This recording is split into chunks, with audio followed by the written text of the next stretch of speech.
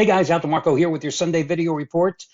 Complimentary plays wise, I'm on a 90 and 66 roll in all sports, 12, 6 and 1 in the NFL over the past 5 weeks. And I've got four more Sunday selections, including a big one on the Chargers and Chiefs coming your way in just a second. Saturday went 3 and 3 with the college football complimentary plays, cashing in with Ohio State, UCLA, and Ole Miss, the losers, USC, Georgia Tech, and Tulane. More importantly, my best bet on Saturday, one of the easiest games on the board, Michigan laying the 24, 25, 26 points. It didn't really matter as the Wolverines absolutely dominated at Michigan State 49-0. And for today, I've got my 18-point blowout of the month. I'm calling it its top-rated 15-dime NFL winner, number 18 out of 25, dating back to last season. And NFL winner number 24 out of 34 overall, no matter the rating. And if you want it, it's a half price play of the day using coupon code, let's come up with something original. Let's use the word half, H-A-L-F. And that is available over on DeMarcosports.com. Again, the coupon code is half, H-A-L-F. Hey, before I get to the complimentary plays, just quickly, let's talk about a couple of things in college football from Saturday. First of all, I gave you Ohio State. I told you I wasn't exactly in love with the game, but I thought couple of the keys there for going against Penn State was the fact that the Nittany Lions simply didn't have many explosive plays, those that are 10 yards or longer, either on the ground or passing. And you saw how pathetic their offense was yesterday. Again, they had a first-year starting quarterback starting the biggest game of his career thus far on the road. And the other negative, James Franklin can't win the big games against top-notch competition. But before we crown Ohio State the Big Ten champion, let's just remember that they played the Lions at home, and it wasn't exactly like the offense was just top-notch. Again, the big wins for Ohio State this year, and Ryan Day can beat up Lou Holtz and Lou Holtz impersonators as much as he wants, but you barely survived and pulled out a miracle win in South Bend against Notre Dame, and you escaped against a Penn State team that you should have beaten by at least 3 touchdowns. You ain't going to beat Michigan. I don't care. It's not going to happen. End of story. USC, Lincoln Riley can bring in all the talented offensive players he wants, but his problem is he's been too devoted to Alec Grinch, his defensive coordinator, who should have been fired after last year's pathetic job with the Trojans defense. And my God, if you watched that Utah game last night, and if any of you, and remember, I said to you here yesterday that you could put USC in a teaser, bring them down in a 7-point teaser, down to pick them at home. And while you saw how that game ended, right, costing everybody a possible teaser win, that defense is lousy. Alex Grinch has got to go. And all the talent that Riley brings into Southern Cal, you got to bring some defensive talent in, or if you have the talent, you've got to get a defensive coordinator can actually coach those guys up. And then finally, look at Arkansas. Oh my gosh, since the second half of last season, the Razorbacks have totally collapsed. And yesterday, losing once more, this is a bad team, and it's not going to get better. So naturally, the whispers are out there regarding Sam Pittman, whose job is certainly in jeopardy after a 7-win season a year ago and now a 2-6 start this year. I was reading here about a potential buyout.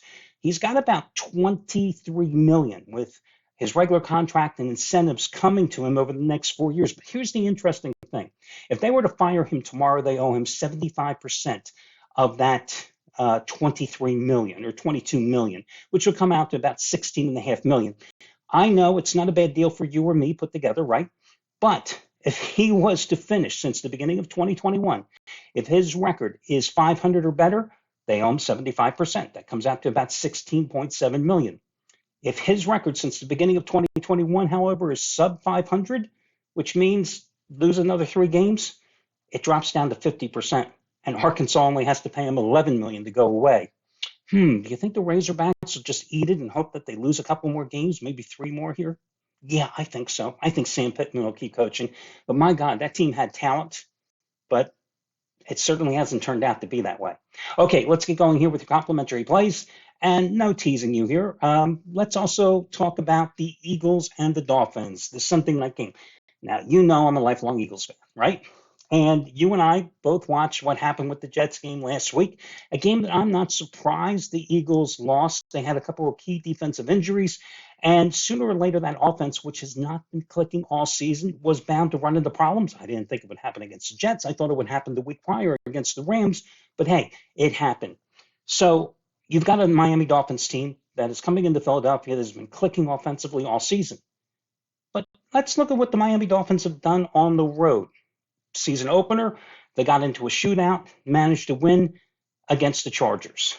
They struggled in a 24-17 win at New England against the Patriots. We know how bad they are. And then, of course, they got hammered in the 48-20 loss at Buffalo. But really, who have they played?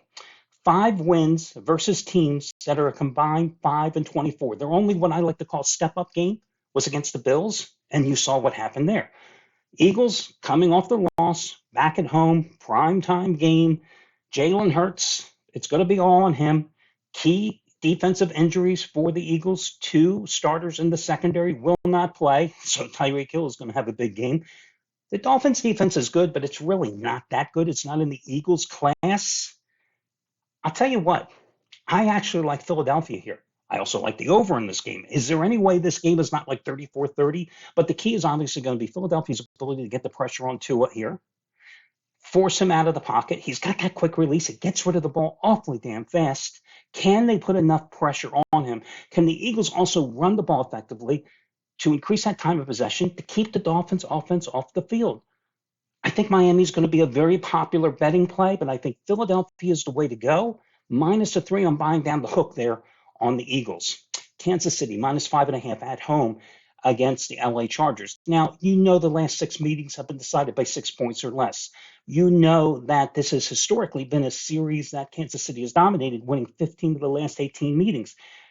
But, you know, the Chiefs have also sucked in division games here of late, failing to cover 6 of their last 8. I think ultimately here, what I am waiting for is that sooner or later that Chiefs offense is going to explode. Why not today? Chargers, short week, Monday night, home, loss to the Cowboys. You and I probably watched that game. They did not look good. Defensively, they couldn't get any key stops. Offensively, they just couldn't get in sync.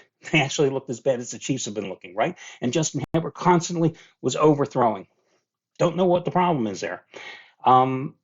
Meanwhile, the Chiefs have had the extra rest and prep time. It's not only been Kelsey spending time with Taylor Swift. I mean, the Chiefs have had time off the field too, because they, by nature, playing Thursday night. They've had 10 days of rest. So I'm going to lay the 5.5 points with Kansas City and go with the Chiefs in that one.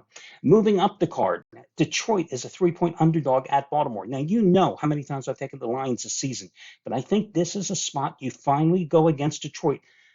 I know the Lions are seeking the first 6-1 start since 1959, a little bit before my time. Don't ask me who was quarterbacking Detroit back then. I know the Lions have covered 10 of their last 13 as a dog. I know they've covered 14 of their last 16 overall. But David Montgomery is out. He's had 2 big games running between the tackles, 109, 121 yards. That means the rookie out of Alabama and Georgia Tech previously, Jamar Gibbs, who's been out the last 2 weeks with a hamstring, is going to get the bulk of the ball carrying duties today. You know, he is not a between the tackles guy. He's one more that's going to go swing out to the outside. I think that hurts the Lions' attack here against a Baltimore run defense that's among the top 6 in the NFL. You know, Jared Goff has had a great season. But the Ravens have a damn good pass defense as well, and they're tied for the league lead in sacks with 22. I'm going to go with Baltimore here, minus the 3 points. I'm going to naturally buy down the half point on the Ravens in this spot. I think it's going to be a low-scoring game. And for once, I'm going to go against the Lions, who, of course, are undefeated on the road this year, because sooner or later, all good things come to an end. And that leads me to the worst game on this week's card. Tampa minus 2.5 at home against Atlanta, because somebody has to win the damn game, right? And I'm going to go with the Buccaneers. Last week, they came off a bye and they lost 20-6 at home to Detroit, but they did hold the Lions to a season-low 20 points. Problem is that their offense couldn't do a damn thing. Only 23 minutes of time of possession, 13 first downs, 205 total yards, 2 for 12 on third down, which tells you 2 things. Baker Mayfield couldn't get the job done, and the Lions played damn well defensively in that game. That's 2 straight home losses for the Buccaneers, because remember, they also lost that primetime game against the Eagles 25-11. Atlanta, meanwhile, is coming off the 24-16 home loss to Washington, a game in which on the box score they dominated, 402 yards to 193. 13 more minutes in terms of time of possession, 12 more first downs. Problem is, their quarterback, 3 interceptions. They've only won one of their last 4 games, and that was a miraculous last-second field goal, 21-19 over Houston. They haven't been able to get the ground game cranking here of late, and the Bucs have a strong run defense, giving up just 3.7 yards per carry. Again, I think this is going to be a low-scoring game. I could see it be 20-14, 24-20, but either way, I like Tampa. At 2.5, I'm doing nothing if this line edges up to 3. Naturally, then I'm buying down the half point on Tampa Bay. So if you're going to ask me now to review these picks and tell you who do I think is the best, oh boy, this is tough.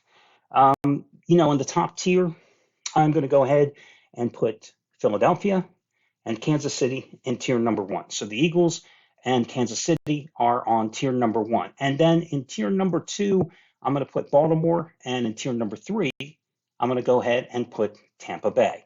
So there you go. There's your choices for this Sunday. I wish you well, guys, and talk to you again next week. Good luck, everybody.